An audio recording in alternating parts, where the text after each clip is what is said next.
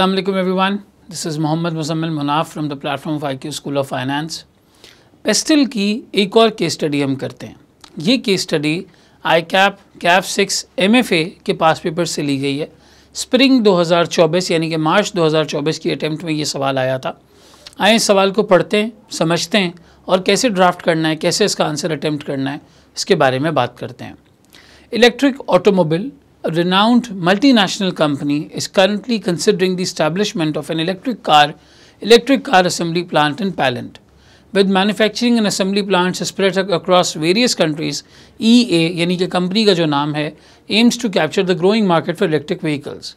Electric vehicles की market बहुत हद तक बढ़ रही है, दुनिया में बहुत सारे लोग इसको एक्सेप्ट कर रहे हैं, इसकी अडेप्टेबिलिटी इंक्रीज़ हो रही है और यहाँ पर भी ऐसी ही एक कंपनी है जो इसे राउंड द वर्ल्ड बहुत सारी जगहों पे प्रोडक्शन कर रही है, बहुत सारी जगहों पे इसके असेंबली प्लांट्स हैं, मैन्युफैक्चरिंग प्लांट्स हैं। पैलेंट नाम की कंट्री के अंदर भी ओपन करना चाह रहे हैं। The proposal includes selling a specific number of electric cars locally in Palant and exporting the remaining production to various parts of the world. नज़र ये आ रहा है कि वो जो वहाँ पे प्लांट लगाएंगे मैन्युफैक्चरिंग और असेंबली प्लांट, वहाँ पर एक क्वांटिटी तो वहाँ लोकल्स के लिए होगी, उसके बाद एक्सपोर्ट कर दी जाएगी। तो एक्सपोर्ट्स उस मुल्क के लिए भी ज़ाहिर फ़ायदा है, फॉरेन एक्सचेंज रिजर्व्स वहाँ पर आएंगे। EA's strategic move is driven by the absence of electric car assembly facilities in Palant, presenting an opportunity to cater to the evolving preferences in the automotive industry. Automotive industry में ये एक उभरती हुई preference है, लोग इसे पसंद करते हैं। फ्यूल से बहुत ज़्यादा सस्ती पड़ती है, इलेक्ट्रिक की वजह से लोगों के पैसे बचते हैं और भी बहुत सारे रीजंस हैं जिसकी वजह से लोग इलेक्ट्रिक कार्स को पसंद कर रहे हैं। ये देखते हुए कि पैलेंट के अंदर किसी किस्म का इस तरह का मैन्युफैक्चरिंग असेंबली प्लांट नहीं है, इनको ऐसा लगता है कि इनके लिए यहाँ पे एक बहुत बड़ी अपॉर्चुनिटी मौजूद है और इससे जो है वो इनको ग्रैब करना चाहिए। लेकिन सवाल ये पैदा होता है कि क्या उस कंट्री के लोग भी इसको पसंद करते हैं? With the evolution of the automotive industry, electric cars are positioned not only as efficient means of transportation, but also as lifestyle choices and status symbols across the world. एक सिंबल बन चुका है। जिन लोगों के पास इलेक्ट्रिक कार्स हैं, EVs हैं, उनका एक अलग इंप्रेशन पड़ता है, स्टेटस अपलिफ्ट होता है। EA's target demographic in Palant consists of individuals seeking eco-friendly alternatives amid rising petrol prices.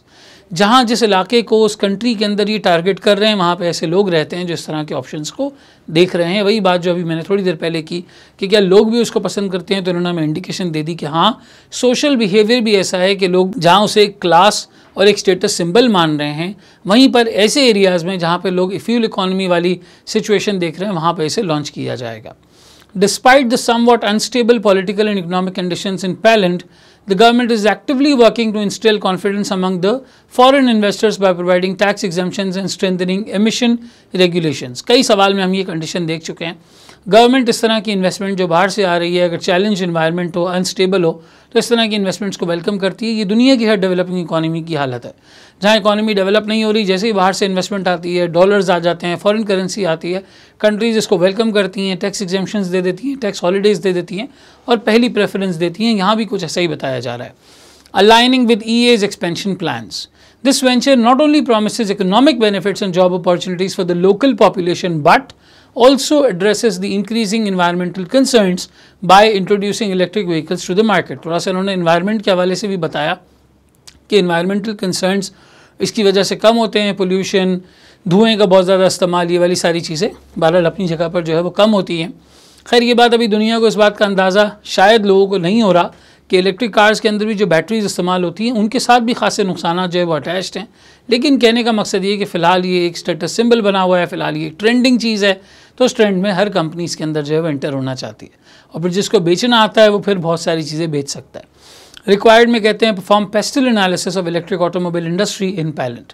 पैलेंट as a country, external environment आपको ये एनालाइज करना है और पेस्टल के पॉइंटर्स से यहाँ पर बात करनी है। थोड़ा बहुत गवर्नमेंट की स्टेबिलिटी वगैरह के हवाले से, पॉलिसीज़ के हवाले से, पॉलिटिकल की तरफ इशारा है, इकोनॉमिक्स की तरफ इशारा है कि लोगों में एक राइजिंग डिमांड है, वो एक सस्ता फ्यूल देखना चाहते हैं।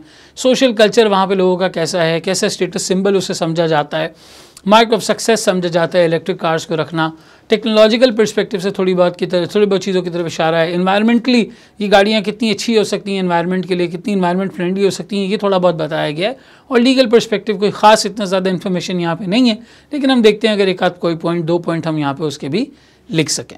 हेडिंग्स बनानी है, हेडिंग्स बना के सबके बारे में हमने इसका आंसर जॉट डाउन करना है। अगेन मेरी आपसे गुजारिश है, लेक्चर को पॉज करें, सवाल को ड्राफ्ट करें, वरना कोई फ़ायदा नहीं है आपका इस लेक्चर को देखने का।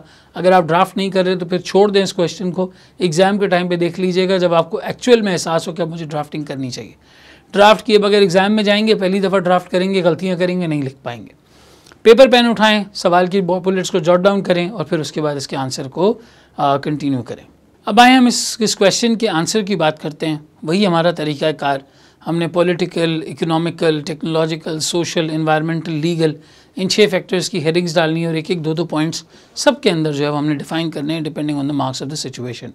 सबसे पहले हम बात करें पॉलिटिकल एनवायरनमेंट की, तो ये बात सवाल में एक्सप्लिसिटली मेंशन्ड है और पेस्टल का आंसर हमेशा हम क्वेश्चन से बनाने की कोशिश करते हैं, स्पेसिफिक बात करते हैं, जो सिचुएशन है उसके हिसाब से बात करते हैं।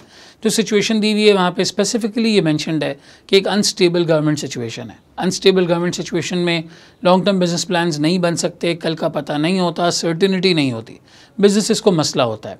पहले पॉइंट में आप ये डिफाइन करेंगे कि बहरहाल कुछ रिस्क्स बन जाते हैं एक मल्टीनेशनल कंपनी के लिए वहाँ पर, लेकिन एट द सेम टाइम बिल्कुल इसी तरीके से दूसरा रुख ये है कि गवर्नमेंट फॉरेन इन्वेस्टमेंट लाने के लिए बहुत सारा काम कर रही है, इन कंपनीज़ को सपोर्ट कर रही है, टैक्स एग्जम्पशंस वगैरह दे रही है। ये सारी बात यहाँ पर आ सकती है। टैक्स एग्जम्पशंस की बात आप लीगल में भी कवर कर सकते हैं, आप यहाँ भी कवर कर सकते हैं, दोनों में एक ही बात है। इकोनॉमिक फैक्टर्स के अंदर एक सबसे बड़ी बात ये नज़र आ रही है कि इकोनॉमिक इंस्टेबिलिटी है, थोड़ा सा मामलात उस मुल्क के इतने स्टेबल नहीं हैं। लेकिन हैविंग सेड दैट, इस तरह के प्रोडक्ट्स की डिमांड बहुत ज़्यादा बढ़ रही है क्योंकि पेट्रोल प्राइसेस बहुत महंगी हैं। पेट्रोल प्राइसेस बहुत ज़्यादा बढ़ चुकी हैं, फ्यूल प्राइसेस बहुत ज़्यादा बढ़ चुकी हैं, जिसकी वजह से लोगों के ऊपर एक महंगाई का बर्डन है। अगर वो इस तरह की गाड़ियों पर आते हैं तो वो अच्छा खासा पैसा अपना सेव कर सकते हैं। जहां आप पहले पॉइंट में इकोनॉमिक इंस्टेबिलिटी का बताएंगे, वहीं दूसरे पॉइंट में एक राइजिंग डिमांड है, आप इसके बारे में बताएंगे। तीसरा, टैक्स एग्जेम्पशंस होने की वजह से कंपनी की कॉस्ट कम हो जाएगी और अच्छी प्रॉफिटेबिलिटी कंपनी को सालों में अर्न कर सकती है। सोशल फैक्टर्स के अंदर लोगों के बिहेवियर में इस तरह की गाड़ियों की तरफ एक ट्रेंड बढ़ता जा रहा है, इको फ्रेंडली अट्रैक्टिवनेस लोगों के अंदर आ रही है, लोग बहुत ज़्यादा इस पॉजिटिव ट्रेंड की तरफ हैं। और दूसरा, इसे एक लाइफस्टाइल चॉइस, एक सिंबल ऑफ स्टेटस सिंबल के तौर पे लोगों के अंदर देखा जा रहा है। ये दोनों पॉइंट भी प्राइमरीली हमारे क्वेश्चन के अंदर मौजूद थे, हमें यहाँ पर उनको अच्छे तरीके से ड्राफ्ट करना था और समझाना था। टेक्नोलॉजिकल फैक्टर्स के अंदर अभी इस तरह की गाड़ियाँ बनाने की कोई टेक्नोलॉजी पायलैंड में एग्जिस्ट नहीं करती, कोई प्लांट नहीं है, ऐसा कोई कंपनी नहीं है जो इस तरीके की टेक्नोलॉजी होल्ड करती हो। एक गैप है, ब्लू ओशन स्ट्रैटेजी है। गैप और ब्लू ओशन से हमारा मतलब ये है कि कोई और कंपेटिटर नहीं है जो इस तरीके का यहाँ पर कोई काम कर रहा हो। कंपनी के लिए एक अपॉर्चुनिटी मौजूद है, इसे फ़ौरन एंगेज किया जा सकता है। इन्वायरमेंटल फैक्टर्स के अंदर वैसे ही इस तरह का पोल्यूशन और पेट्रोल की वजह से मिलने वाले डिसएडवांटेजेस की वजह से एनवायरनमेंट बहुत पोल्यूट होता है, तो वहाँ पर एक नेचुरल डिमांड मौजूद है कि अगर वो इस तरह की गाड़ियाँ वहाँ पर लेकर आते हैं तो उन्हें वेलकम किया जाएगा और वो एनवायरनमेंट फ्रेंडली भी होंगी, लोग भी उसे सपोर्ट करेंगे सोशल फैक्टर में, और एनवायरनमेंट बहुत बेहतर होगा। ये आप एनवायरमेंटल फैक्टर्स में लिख सकते हैं। लीगल फैक्टर्स के अंदर गवर्नमेंट बहुत ज़्यादा कोशिश कर रही है इस तरह की सिचुएशन बनाने की, ऐसे लॉज एंड रेगुलेशन इंप्लीमेंट करने की कि फॉरेन इन्वेस्टर्स को जो है वो तहफ़्फ़ुज़ मिल सके, जिसमें टैक्स एग्जेम्पशंस हैं और दूसरी इस तरीके की जो है वो चीज़ें जो है वो शामिल है। एमिशन की रेगुलेशंस होती हैं हर कंट्री के अंदर, आप कितना पोल्यूशन फैला सकते हैं, नहीं फैला सकते। ये बहरहाल एक ग्रीन हाउस, यानी एक इस तरह का इको फ्रेंडली आप अगर बिज़नेस स्टार्ट करते हैं तो आपको वैसे ही लीगल सिस्टम के अंदर फेवर मिलती है, ईज़ ऑफ बिज़नेस होती है, लॉज एंड रेगुलेशंस आपके ऊपर थोड़े से माइल्ड होते हैं, मॉडरेट होते हैं और आप जल्दी से इन सारी चीज़ों को आगे लेके चल सकते हैं। प्लस जब आप इसको एक्सपोर्ट्स करेंगे तो वैसे ही बहुत सारी रूल्स एंड रेगुलेशंस आपके ऊपर ईज आउट हो जाएंगे। इकोनॉमिक फैक्टर के अंदर भी आप ये बात मेंशन कर सकते हैं कि एक्सपोर्ट से अच्छी फॉरेन रेमिटेंस आएगी और रीबेट्स वगैरह कंपनी को मिल सकती हैं। तो बहरहाल ये तकरीबन कोई 7, 8, 10 किस्म के पॉइंट्स हैं जो यहाँ पर हम इस क्वेश्चन के अंदर मेंशन कर सकते हैं। Pretty much easy coming up from the question से सवाल को, यानी उस वर्ड को पिक करना है, अंडरलाइन करना है और उसे एक प्रॉपर जुमले के अंदर कन्वर्ट करना है, लिंक करते चले जाना है और रेलिवेंट, बिल्कुल रेलिवेंट जवाब देना है, बिल्कुल रेलिवेंट जवाब देना है ताकि एग्जामिनर समझ सके कि हमें सिनेरियो समझ आ रहा है और हम उससे मिलता हुआ जवाब दे रहे हैं। Thank you so much. Move करते हैं अगली केस स्टडीज़ और अगले सेगमेंट्स की तरफ। आपसे बात होती है इंशाल्लाह। अल्लाह हाफ़िज़।